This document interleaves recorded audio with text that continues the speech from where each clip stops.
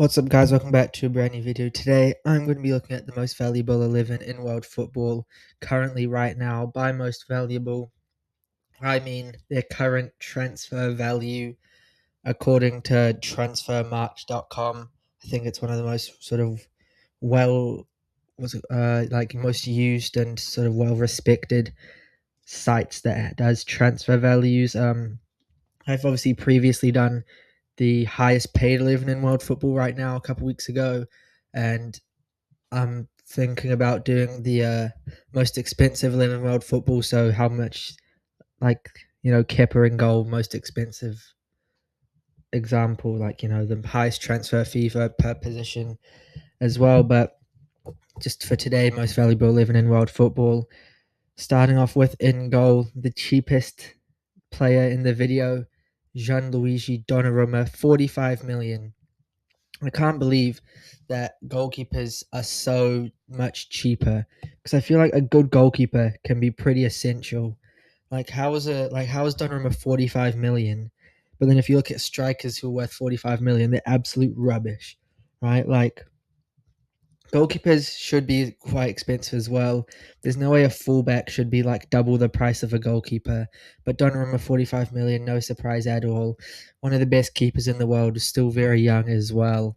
No surprise there. Although I did see that the second most valuable goalkeeper is Bart Verbruggen at Brighton. So I'm starting to rethink how they come up with these values. But I suppose a lot of goalkeepers, once they get to their peak, are older side, so the value goes down a bit. Because I was like, Lamine Yamal's 18, so his value is going to be like 12 billion. Whereas like a goalkeeper who's 18 doesn't really play, so it's hard for them to break through. So most of the big goalkeepers are around 30 by now, and you're not going to pay that much for a 30-year-old, I guess. I don't know. Donnarumma, 45 million. I think everyone would have guessed this. Moving on to left back, another player who I think is probably a bit undervalued as well.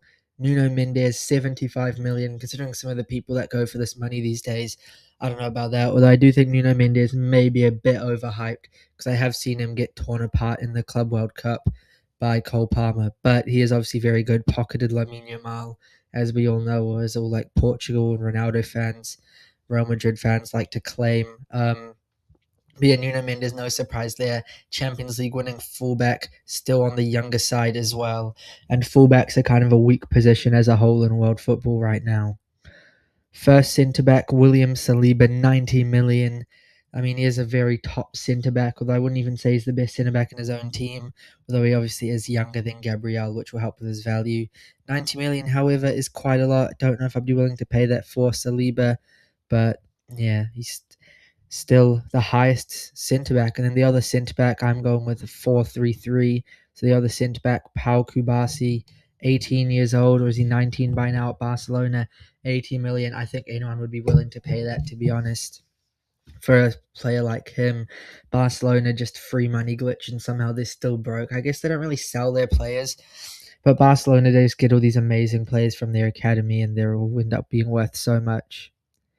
Right back now, teammate of Nuno Mendes, Ashraf Hakimi, 80 million. No surprise there, although I would think Reece James would have to be close.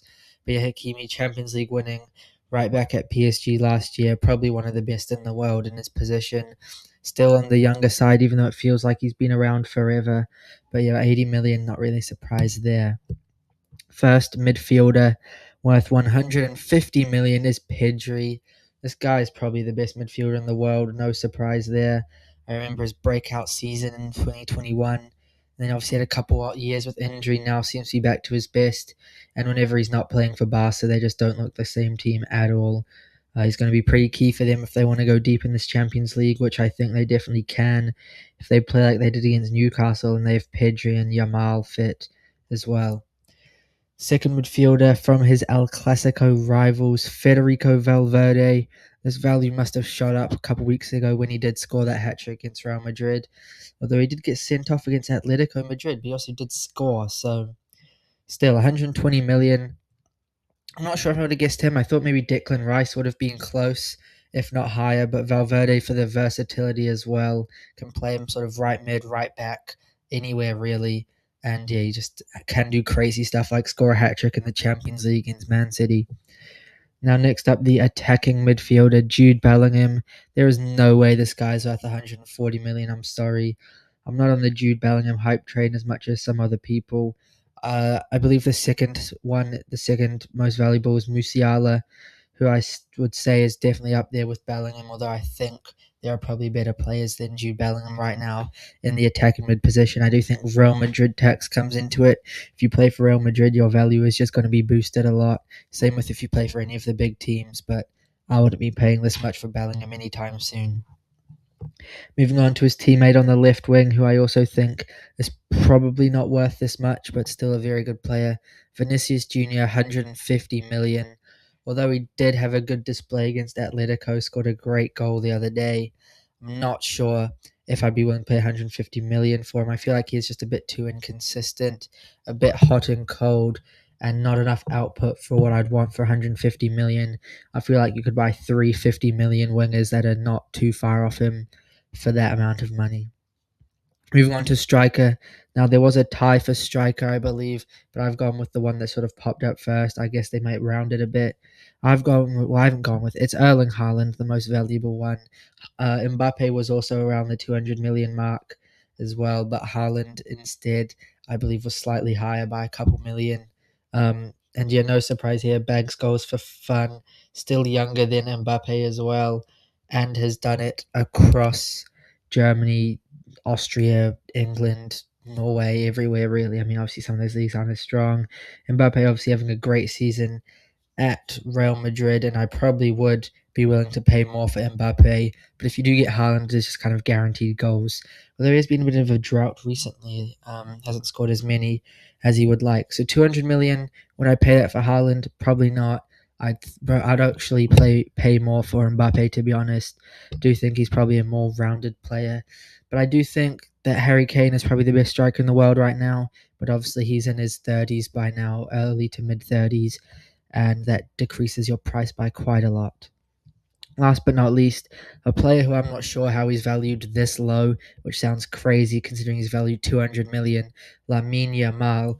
I'd reckon he should be at like 500 million. This guy, probably the best player in the world right now. Crazy displays week in, week out. 18, 19 years old still. I would pay a lot more than 200 million for him to be in my team, not going to lie. I don't think there's a way that he's worth the same as Haaland. There's no way he's only 50 million more than Vinny. I think he is just so much better and so many more years you can still get out of him from now. But yeah, that is the end of the video. Thank you very much for watching. I hope you have enjoyed, and I'll see you next time. Goodbye.